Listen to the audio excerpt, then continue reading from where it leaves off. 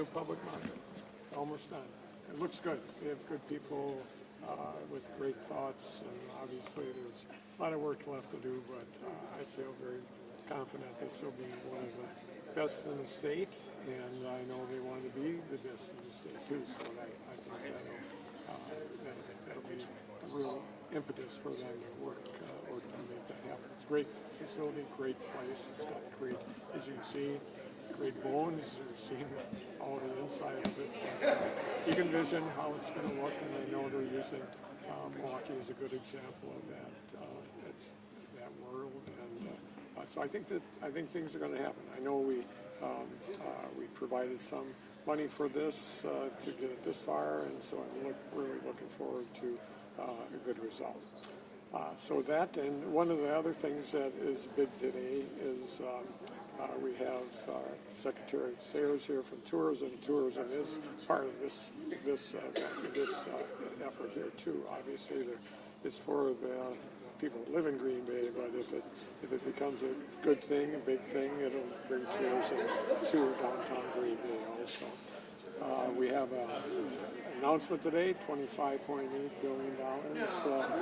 That is tourism that created in the state of Wisconsin to make our economy strong. Really important news, and I think Secretary Sayers for her good work and her small agency. But I also have to tell you, where Green Bay, any place else in the state of Wisconsin, has great tourism people at the local level, at the regional level, at the county level.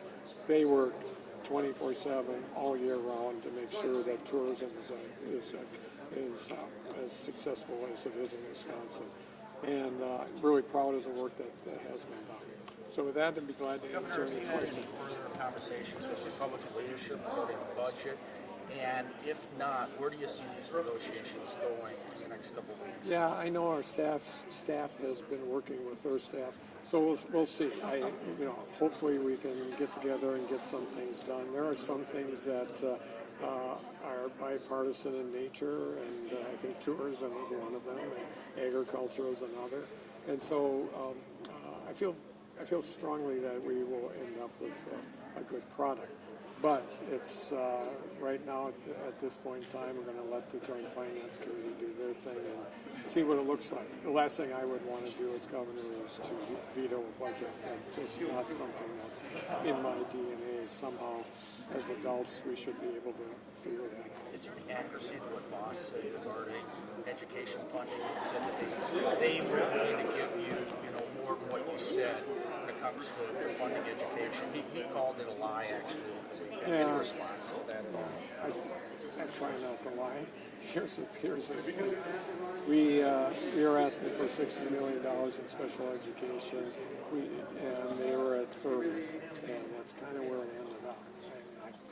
What do I do?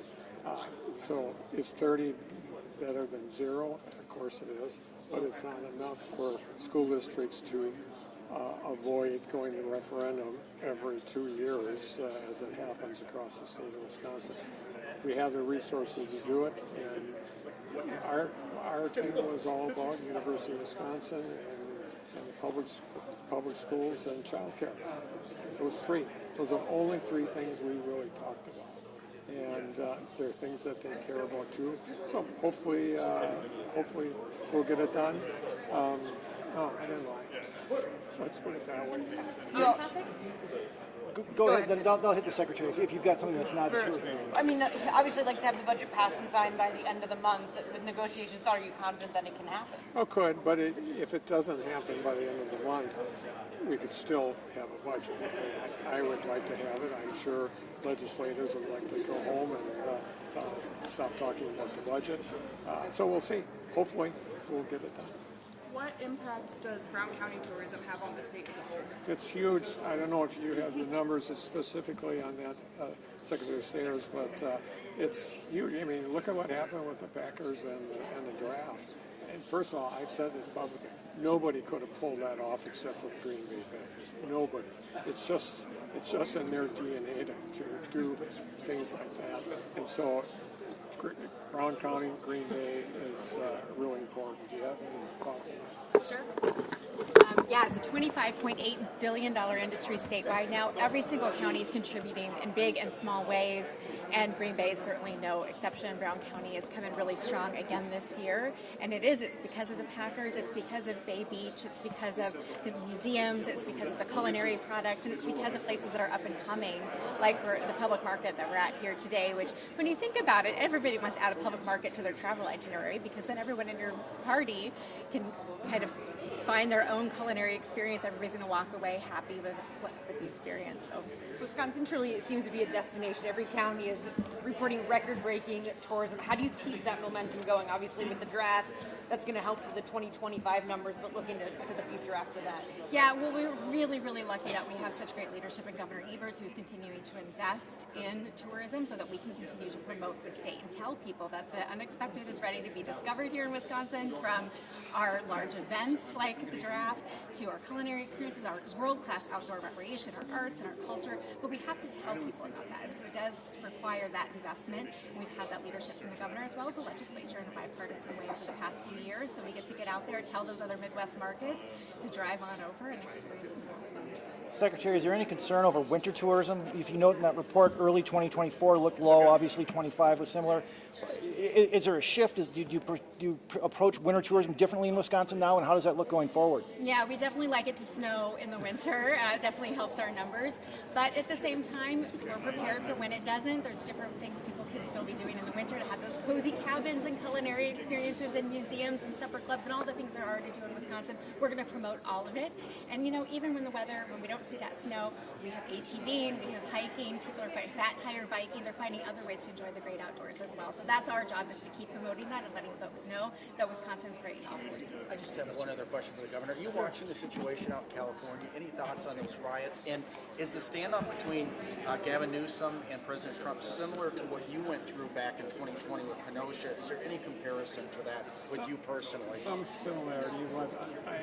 During the Kenosha piece, I did bring the National Guard in. And so that's the difference. In California, he decided to do that himself. I'm mainly concerned about the undocumented folks that work in our state of Wisconsin. If indeed, if there is a turning point now, and I'm trying to follow this as much as possible. If there's a turning point now where, instead of finding people that committed crimes and sending them back home, who can be against that? I'm all in favor for that. So if suddenly it's people that aren't appropriately documented or waiting to be documented, and they're picked up because they don't have a document, and that makes them a criminal. That's just bullshit, frankly. We have tens of thousands of people working in the state of Wisconsin, in our farms, milking cows, doing everything possible, in a manufacturing area, in a tourism area, and if suddenly those people disappeared, the 25.8% in transportation that we're seeing, and billions of dollars, all that will disappear. And I don't know who the hell is going to milk the cows. And so I'm fearful. I'm watching that piece, whether it's National Guard there or the LA police. I'm concerned about that they are looking at things that is going to be hurtful to the state of Wisconsin. That's my problem. Okay, thanks everyone. So, Rich, one question for you about Me too. I'm with you, Emily. So thanks for being flexible. But Yeah, does anyone else jump in on Thank this? you.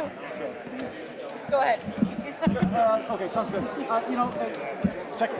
Governor, Secretary, as you look at a building like this, what does something like this bring to tourism statewide and locally when you have a project like this happening in downtown Green Bay? This public market is so exciting for what it could be for Green Bay. It's just really a gathering point and a catalyst for future development as well. So we can actually see the cruise boat that is here today from where we're standing right now, which is just one more opportunity for those cruise ship passengers, a reason to come to Wisconsin, more to do when they're in Green Green Bay, and that applies to all the different amenities that are already here in Green Bay. Now you have one more reason to come and one more way to experience what's special about Wisconsin. I think that's what's so exciting about how Green Bay is building this public market and really emphasizing what's unique about Green Bay in the culinary offerings that'll be here. It's really going to be a great thing.